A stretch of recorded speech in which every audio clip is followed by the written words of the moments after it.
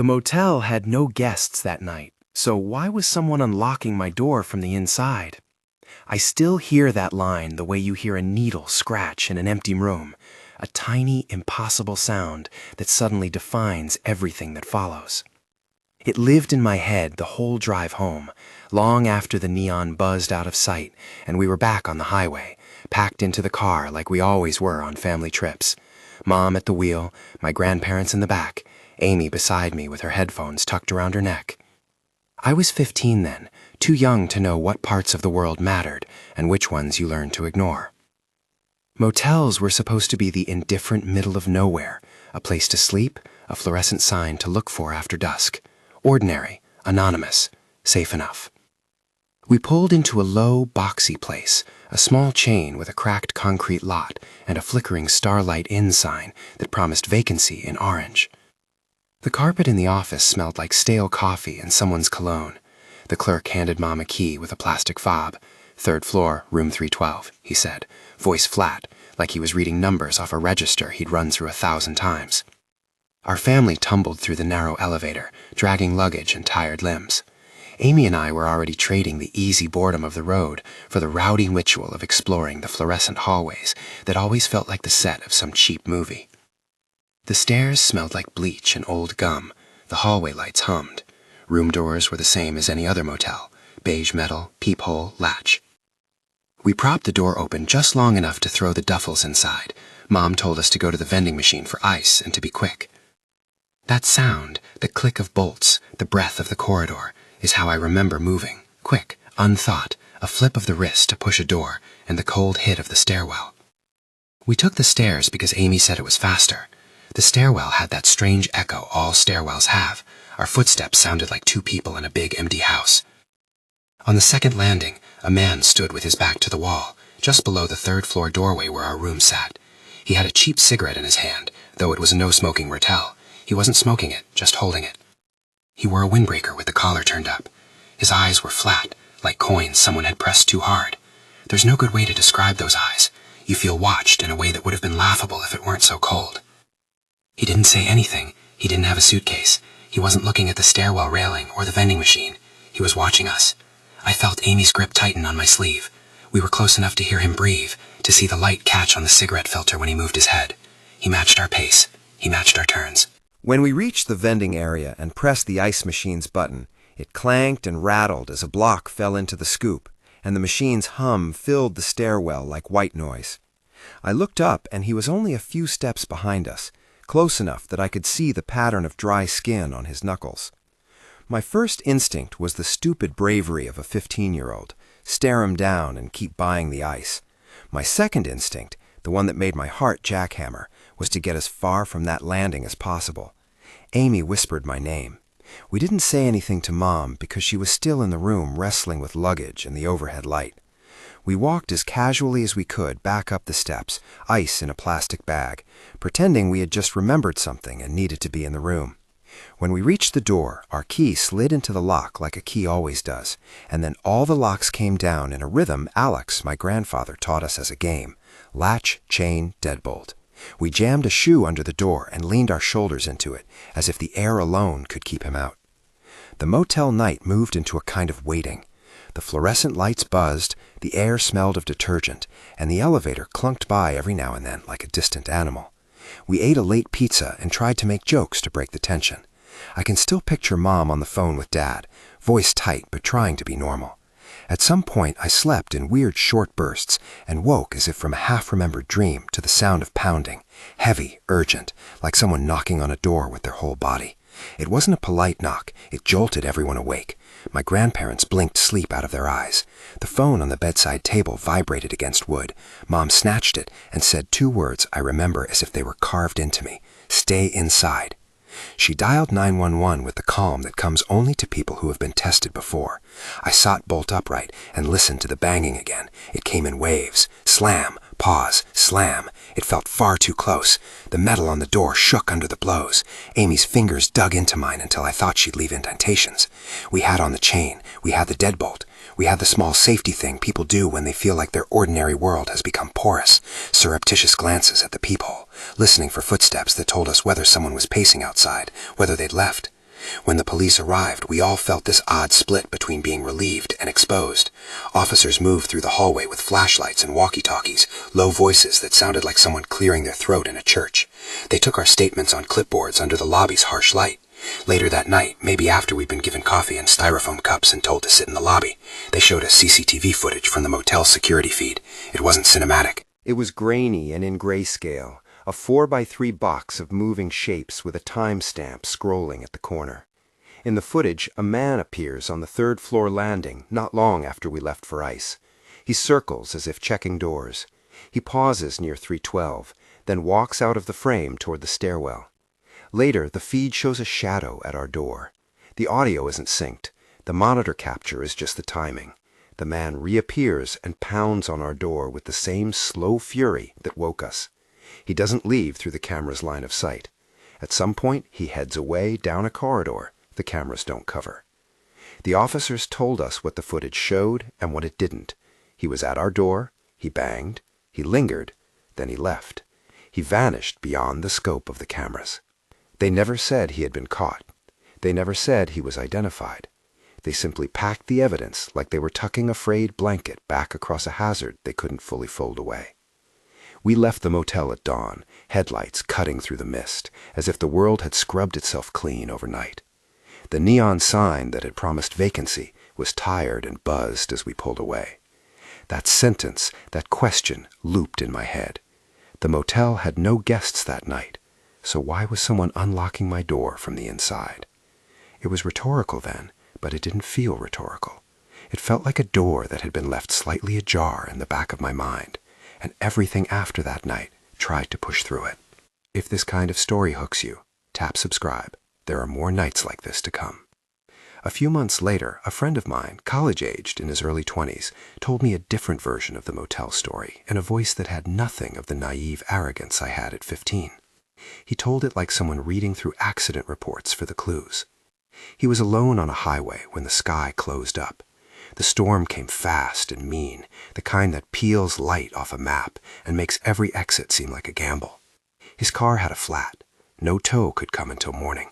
He pulled into a single-story motel whose lot was mostly empty, the kind with doors that opened right to the outside, and a glowing vacancy sign that looked like an invitation somebody regretted. The clerk who checked him in had a face like a shadow. He wore a smudged ball cap and kept looking over his shoulder, as if someone was behind him. The motel's office smelled like old sneakers. My friend noticed little things, the way some people notice the rust on a railing or a crack in a tile, and mentally inventory things that are wrong. The bedspread was lumpy. He found tiny dark specks on the sheets, and after searching briefly, saw other passengers huddled in the same motel elsewhere online talk about bites. Bedbugs, people said. My friend packed a small bag, decided he wasn't sleeping inside the room, and curled up in his SUV wrapped in blankets. He was too tired to argue, too aware of 1,000 small annoyances at once. Around midnight, my friend saw movement at the motel door by his car. He had left the driver's side window slightly cracked because of the heat. The night was humid and smelled of rain. He watched as the clerk, the same man who had checked him in, walked across the parking lot, unlocked the door to the room he'd paid for, and went inside without turning on the lights. That was the first thing that made his stomach drop. The man had his key, but the way he moved was wrong. Not a clerk collecting trash, not someone doing a late room check. He went in like he'd been waiting. 10 minutes later, the man came back out and didn't leave. He headed for the office, then returned, and this time he wasn't alone. Another man followed him, moving like someone testing every reflection to see if it showed the right face. They stopped near my friend's car and peered into a window. The headlights off, their faces were little brighter patches in the black. He ducked, thinking maybe if he stayed still, they'd assume nobody was in the vehicle. He fumbled with the keys in the dark, his hands slick. He said later that he felt like he was in a wildlife documentary. There's a period right before a hunt where everything is quiet in a way that screams. He didn't dare to start the engine until one of them pressed a palm against the glass and stared in. Then he floored it and drove away, blindly thankful that the road let him out without the world erupting. He never reported it at the time. Why would he? The motel had no other cars in the lot, he told me, and the men left as if they owned every dark corner. He drove to the next town and slept in a 24-hour diner until the sun came up, where a woman in a green apron sat him across coffee and the cheap safety of fluorescent lights. In the morning, he considered calling the police, but laughed it off, that nervous humor people use to hide fear, and instead posted an angry review online. He wrote about bed bugs and the men who'd walked past his windshield. A few strangers replied with similar stories: a light bulb that never worked, a TV that stuck on the static, an anxious woman who'd been too drunk to make a coherent complaint. None of those comments had the right follow-up. They were echoes. Late that summer, a woman shared a different kind of echo, a missing person thread that had been active since spring. Posters tacked to telephone poles, blurred photos in the corners of social feeds, a face with a smile that now belonged to the category of people other people were trying to find. The woman had been reported missing for months. At some point, a neighbor had heard a scream coming from a motel lot 2 towns over, a scream that cut like glass and refused to be ignored. The neighbor walked outside and told his story to the diner, where my friend took refuge. He had seen a door open and a shadowy argument, he said, but then closed his blinds and turned the TV louder. Not his problem. He told the person next to him that it was probably just a fight or a couple having a spat. Someone else at the counter remembered a man in a pickup who had stood outside and watched for a few minutes and then walked back inside like he'd misplaced his keys. A few nights after the scream, police forced open a motel room door. They pushed in through the flimsy drywall with battering tools, not the cinematic smash so much as the mundane, clinical force of civil procedure. A door that had been unlocked from the inside. A lock slid and opened, the way someone opens a bottle. They found the missing woman inside, alive, shaken, her voice raw when she realized other people were beyond the hallway. She had been there for months. Patients in a nearby psychiatric unit muttered about how they'd heard things, how people pass by and think other beings are just drunks or ghosts. The police told reporters later what they could say in the dry terms of procedure. The neighborhood said the usual things after it all, that they were shocked, that they'd wished they'd done more, that hindsight is a cheap and brittle thing. In each of these accounts, ours, my friend's, the missing woman's rescue, the same ordinary scene appears like a thread running through different sweaters. Rainy neon, a cracked parking lot, doors that open onto the world with one hand. The title line keeps returning as if it were a key. The motel had no guests that night, so why was someone unlocking my door from the inside? Sometimes the line is literal. You see a door open when it should be locked. Sometimes it's metaphorical. Someone who is supposed to be sleeping in a room is not there, so why do the signs of their presence remain? The more I thought about it, the more the question stretched into other questions. Why do people ignore the noise on the next landing? At what point does curiosity become obligation? At what point does safety slip into the category of other people's problems? The thing about motels is that they're designed to be expendable. They sit on arteries of travel and take people who are transient in both senses, passing through and temporarily unrooted. They are spaces where neighbors are the briefest possible kind. The person in the room next to you, the clerk who works overnight, the man who parks his truck and sleeps the shift away. Because people come and go, motels breed a kind of anonymity that lets small, dangerous things hide in plain sight. The amenities are shallow, the walls thin, the canvas of human contact too threadbare to hold everyone who falls through. I remember the ice machine particularly clearly. It's odd the things your mind holds on to. That clack and thud when ice separates, such a small domestic noise, became the hinge for everything. It was the moment that made us slow down and encounter the man. It was the ordinary errand that exposed us. Small decisions matter in places like that. If Amy and I had stayed on the 3rd floor to fool around for another minute, who knows? If we had gone back to the car instead of up the stairs, would we have noticed him at all? Small, stupid acts like getting ice are how danger and routine cross paths. When the police showed us the CCTV, they were careful. The camera angles were not cinematic. The footage was chopped and patched. The timestamps were the only real authority. You see a silhouette, you see a hand at a door, then darkness beyond the frame. That physical absence felt like a promise our minds filled in with everything it wanted and everything it feared. The unresolved shapes in the footage stayed with me longer than the hard facts. You want certainty, but you don't always get it.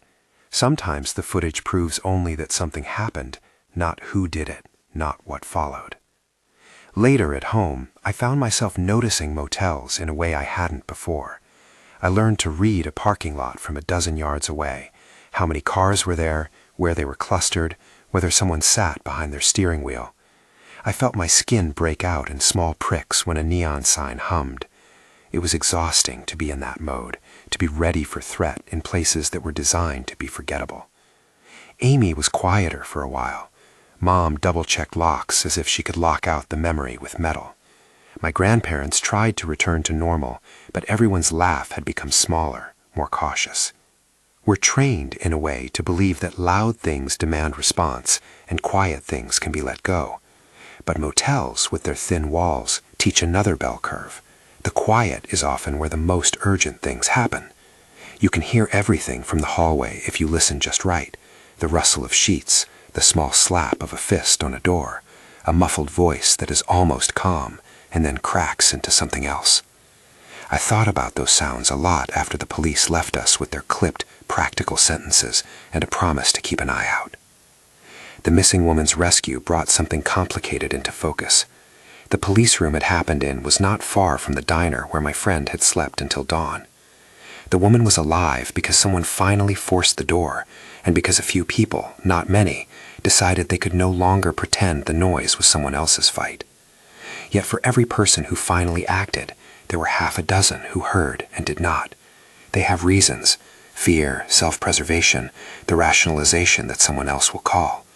But the result is the same. The cost of inaction sometimes sits heavy in the lungs of places like that. On the radio later, in the days when headlines pitted people into neat categories, the motel stories were an afterthought on a slow news day. They were there and then gone. People wrote op-eds about community responsibility, and anonymous witnesses sent tersely worded, "I wish I had" texts. My grandmother folded her hands and said she'd always told us to lock doors. My mother said she'd make sure to book hotels through better platforms. Amy stopped sleeping with her phone in the bed and started leaving it on the nightstand, the blue glow making a thin line in the dark. There's a kind of architectural indifference in motels that makes them useful to nearly everyone. Lovers who need to keep their names separate, truckers in between shifts, people on the road with no other options. But that same anonymity allows predators in despair to travel the same routes. That's the other pattern that kept showing up. People who belong to the margins of visibility, the night clerk, the lone traveler, the neighbor who tells himself that a scream is just kids, can all become a part of a scene without being charged with moral responsibility. People rationalize. They make stories up because those stories are easier to live with. One of the things the police told us, and this is the kind of sober thing you only understand in the moments when adrenaline subsides, is that evidence is a poor substitute for the thing you want most in a frightening situation: action that stops it before it escalates. A camera will tell you what happened after. A badge will tell you what was done in response. But neither will necessarily prevent the moment of decision when someone is pressed against a hotel door and there is someone outside banging. If you're in the room, you reflexively clamp down. If you're in the hallway, every human instinct that is not trained in crisis fights you. You measure the cost of responding. You check your brain for crowd behavior. Is anyone else acting? If not, do I wait? The person in the pickup who stood outside and watched the motel lot was not alone in feeling this paralyzing calculus. Plenty of people make the wrong call because fear is practical in the moment. I remember being on the highway later that year and choosing to bypass a small roadside motel because the man at the front desk had a look that made my shoulders tighten. The decision was trivial then and felt like a moral test later. Did I do enough? Was avoidance complicity? These are complicated questions because in many cases you are only one person and the world is very large. Still, the small courage of action, calling the police, getting someone paper and information, refusing to ignore a sound, sometimes changes a life. When the police put the CCTV footage on my family's table, it was pure record. The image quality was poor. The frame would bar a corridor with yellow light and a timestamp that felt like a witness. In one clip, a man's shadow moved to our door. His hand rose and withdrew. There was no triumphant close. The tape ended with the man disappearing out of the camera's view. That end, the feathered finish, the uncertainty, is what bothers me most.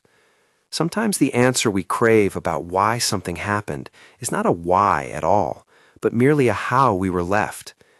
The unlocking of a door could be a metaphor for many kinds of absence, people who fail to notice, people who decide the cost of intervention is not theirs to pay, systems that don't cover every corridor with cameras or compassion.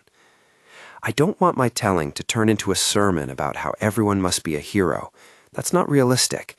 Yet there is a difference between heroism and decency is cheap compared to heroism. It can be as small as one person calling 911 when they hear a scream and not turning their TV volume up. It can be as small as two kids buying ice and noticing the man on the landing and choosing to be frightened rather than brave in a movie way. The moral calculus is not always clean, and there are nights when the easiest thing is to keep walking. But all those small choices stack into patterns.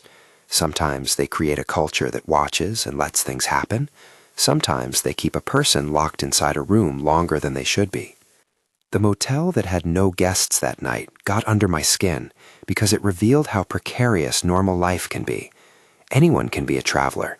Anyone can be a worker on the wrong side of midnight. No one is immune to the strange arithmetic of being in the wrong place at the wrong time. When the banging started that night, I learned how quickly a room could become a small island. When the CCTV played back, I learned how partial our vision is. When my friend watched the clerk lock the door and go back inside, he learned how visibility sometimes means nothing. And when the missing woman was found after months, we all learned again and again that the people who could have made a difference sometimes chose comfort over care. There is a last image I can't dislodge. It arrives at the end of the day whenever I pass a strip of motels on a road I don't need to take. The neon vacancy sign hums and throws orange on the cracked asphalt. Curtains twitch behind a window pane. A vending machine flashes its lights like a heart. The parking lot is full of cars that are sleeping on their engines, and a few that are empty. The motel looks like any other building at that hour, indifferent and utilitarian. But now, more than before, I notice the doors. I notice the locks. I notice who is visible at the desk and who isn't. The motel's small, repetitive architecture becomes a place to watch for the quiet signals. An unguarded door, a shoe left in a hallway, the clack of the ice machine in the night. And the question from the title keeps looping. The motel had no guests that night, so why was someone unlocking my door from the inside? If I say it out loud now, I hear a dozen different answers. Maybe someone was sneaking in to use a restroom. Maybe a night clerk was doing his job busy. Maybe a predator had his eye on an easy target. Maybe it was a mistake. Maybe there never was a single reason at all. The truth is messy, and the world is messy. And sometimes we have to hold multiple uncomfortable possibilities at once. That is the horror. Not a single act, but the way small acts and bad choices add up. If there's one practical thing I would say from all this, it's not a platitude. It's just instructions, because instructions are less romantic and more useful. Notice things, say things, trust but verify. If you hear a fight or a scream, call. If you see someone pacing a hallway who doesn't belong, consider telling someone. If you're the person in the room and your gut says something is wrong, act. Lock the door, phone the police, make noise, get help. I'm not saying to put yourself in harm's way. I'm saying the default that everything is someone else's problem is how bad things continue.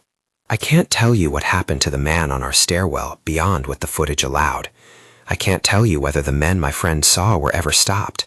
I can't tell you the exact set of choices the neighbors made in the case of the missing woman. Those stories, like most in the margins, end inside fragments. But these fragments build a pattern. Motels, by design, are places of transience that make it easy to fall through the cracks. They are places where small indifferences can become large consequences. For every door that opens and closes without consequence, there's another door that shouldn't be unlocked alone. Tonight, when the light from your phone is the only thing in the room and you hear a distant hum, you might look out and scan the parking lot and see nothing. That's how it is most of the time. Most nights the neon light hums and the world remains mundane. But if you ever hear the footsteps, the clack from the ice machine, the heavy pounding on a door, remember there are ways to act that are both small and necessary. Sometimes a phone call is the difference between an incident and a rescue. Sometimes the difference is as simple as someone knocking on the right door and staying until the police arrive. The motel had no guests that night. It still undercuts the sentence to say it out loud. Why was someone unlocking my door from the inside? I don't know. Maybe you won't ever know all the answers either. Sometimes what remains is the question itself and the responsibility it hands you to not look away. If you've ever had a night like this or something close, I'd like to hear it. Share this with someone who travels a lot or who works nights. And if you want to hear more stories like this, leave a comment and subscribe. Whatever we do, it's better than silence.